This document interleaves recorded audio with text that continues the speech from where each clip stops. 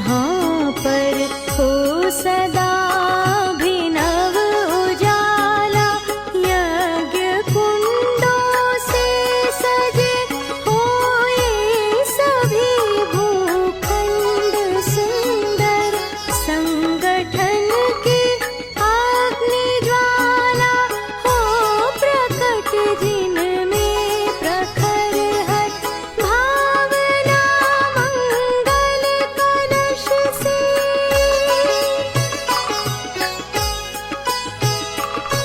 भावना मंगल कलश से शांति सुख कर दीजिए।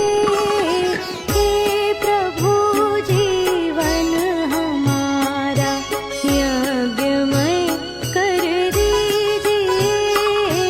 हे प्रभु जीवन हमारा यज्ञमय कर दीजिए।